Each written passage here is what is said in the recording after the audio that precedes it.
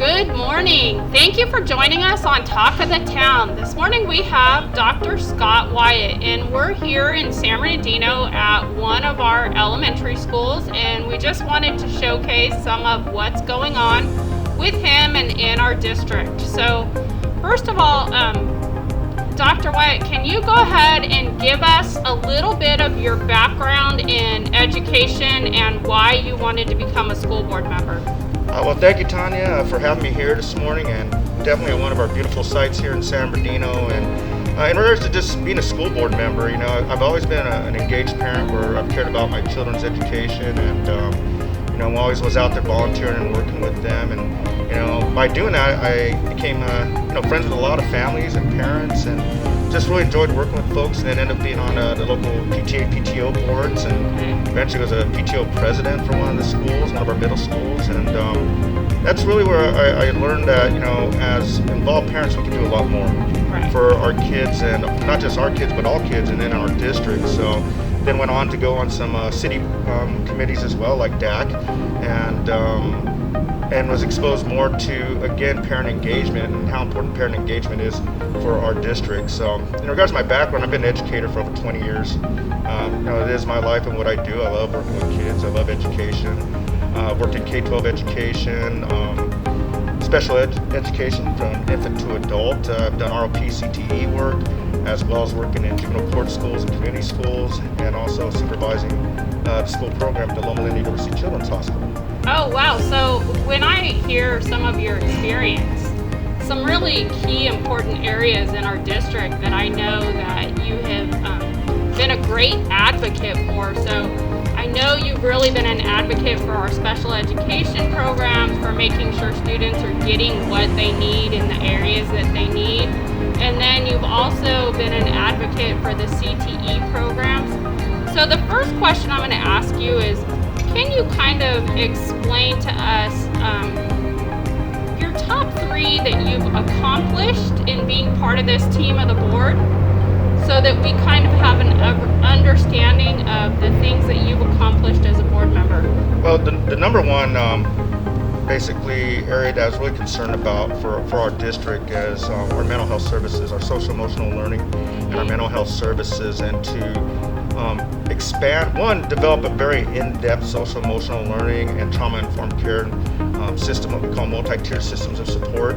I went through some experiences with one of my children during their educational career, and it wasn't the most pleasant experience. And it wasn't because our staff didn't want to help. It was more because our staff, I think, didn't know how to help, or didn't have that skill set that they needed. So, we really needed to raise the bar in regards to training our staff, in regards to professional development, getting them prepared how to work with kids who are suffering from trauma or mental illness, and also not just kids, but also our staff and our parents. So that was one of my number one initiatives, and I think we've done a real good job at growing that program and further developing it. But we do have a long way to go, and that's why I hope to serve another 4 years so we can make sure it gets done at every school. So a lot of building capacity and setting those systems in place to help our students, our parents, and our community, right?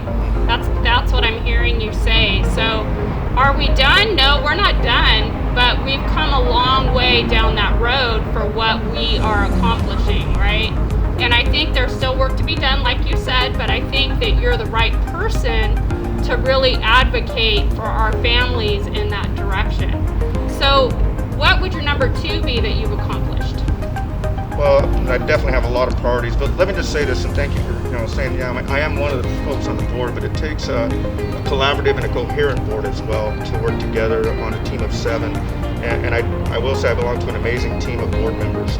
Absolutely, and I agree. And we've got some great colleagues out there that are running as well, and I support them. I want them to know that, and I know they support me as well. Yes. But to get on to my priorities, the next big priority really is CT and ROP education, and that's really having our kids college and career ready. And there's actually a college and career readiness indicator that we get measured by. So when we look at education and say what is it all about, it's really to develop our children to become young, responsible adults, socially, economically, mentally, and how they treat each other and one another. So when you talk about CTE and ROP, we have 52 career pathways. Wow. Wow. 52. Wow. That's unprecedented. If you look at any other school district, you're not going to find that. 26 of those career pathways have what's called industry level certification standards. Yes. So if our kids pass those standards and pass the certifications, they're able to go out into the workforce right when they come out of high school. So now we've been able to give them an opportunity to go into prosperity as a young adult and be able to get out there and get a job. But it often is just a gateway to a good job that could get even better with further education and training. This school right here, matter of fact, is one of our STEM schools. We're starting with them doing CAD design, computer-aided drafting, SolidWorks, which is another program, 3D animation and printing at 3rd grade. Yes. So, I mean, we're starting at a very young age now. Our goal is to have them soft skills certified by the time they're done with middle school. And then when they get into 9th grade, they can really start hammering away on a great career path.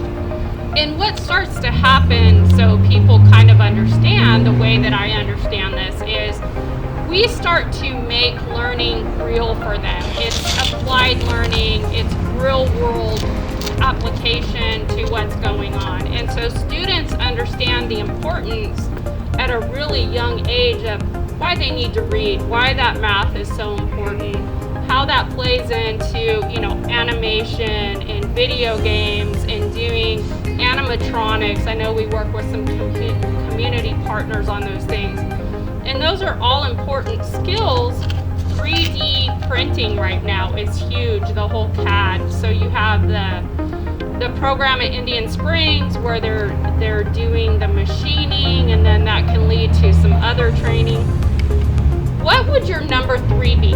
So we've had one in the social emotional learning, and we've had the career technical education and how that's really working and applying. What would your number 3 be that you guys have accomplished? And I know, like you said, a lot of it's that team and working together. Well, coming to the board, I originally had 5 initiatives, so I'll talk about 3 of them today. But one of the very important initiatives that I wanted to support was overhauling and revamping our special education services, our services for our students with disabilities. We're elected to represent our community and their voice. Right. And so, I know there's been a lot of concerned parents in regards to the services for our students with disabilities, and kind of a communication bridge that we needed to do a better job at. And that's through what's called the CAD, and that's the Community Action Committee.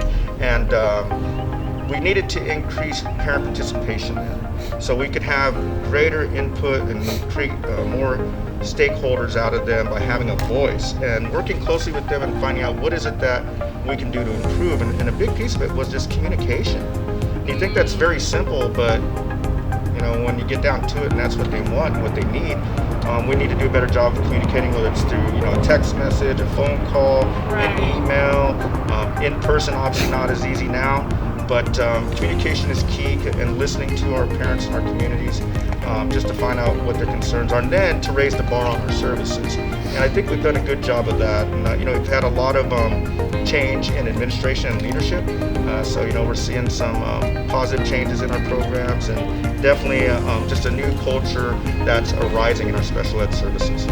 Nice. And I know as a parent, we were always very busy in our family, right? So one more meeting was difficult, or by the time the kids were done with school and practice and homework, we were all exhausted. So sometimes those communications could come through a letter I would receive or a phone call, and it was easier than having to show up somewhere and do one more thing. And I know that sounds really like I'm not an involved parent, but I was very involved, right? And very involved with my kids, but it was just that concept of you only have so much time in a day. So how do we get those parents that want to do things and get their opinions, but yet their time is very limited? Boy, can I relate to that, right? Right. I've learned with life and time and wisdom that our time is one of the most important commodities and things that we have in life, and it just seems like there's enough of it lately because of how busy we are. Number one, we have to create multiple opportunities for our parents to be heard. What does that mean? Sometimes we have meetings in the morning, sometimes we have meetings in the afternoon, sometimes we have meetings on the evening, because we have parents and families that work at all different times of the day. Right. So we have to be accessible at all the different times of the day. We have to be accessible through multiple ways of communication, whether that's surveying, You know, it might be an electronic survey, it could be a phone survey, it could be a paper survey. Again, multiple methods of communication for them. We may even have to be available on the weekend. Right. You know, and that's, I call that going above and beyond what we need to do. So, you know, if we need to set up a meeting on the weekend, that's what we do. I know when we've had some pretty major crises in our district, in our city, which we've had, unfortunately, we've had town hall meetings. Okay. Where we set up a town hall meeting, you know, either maybe at the school that there's a concern at, or, you know, at the district office, and we invite our community in because we want to listen to them. They need to be heard, and we need to respond in a manner that's respectful to them, professional, and effective too. So. Important, very important. Our parents are key stakeholders in our district. I'm going to go ahead and wrap it up today and say thank you. I know when we talked, you kind of talked about where you would like to go with those three things, that it's a continuance, it's not stopping them and moving to something different. And I think what we might have to do is maybe do a second segment to talk about your other two so that we get those out there as well. I want to tell people, and I want to make it very clear. It is essential to have a strong, cohesive team that works together as a board in moving our district forward. And it's been so nice, and I wish our city would emulate what our board has done in coming together, not always having the same opinion, but being able to negotiate an answer and come out with what's best for kids and for our city. And I know you've been a really strong part of that, and I want to say thank you. So any last couple things you would like to share with us? Well, again, just thank you, Tanya, and thank you to Talk to the Town for having me here today. And we know that what you're doing is also supporting our community. We know that our community and the support from our community is key to our success. You know, whether it's the school district or the city government or just a school like here, our community coming together is how we're going to be effective to create positive change here. And it's going to take each and every one of us doing our part, being positive to move the city forward. It can move forward. We have an amazing city here.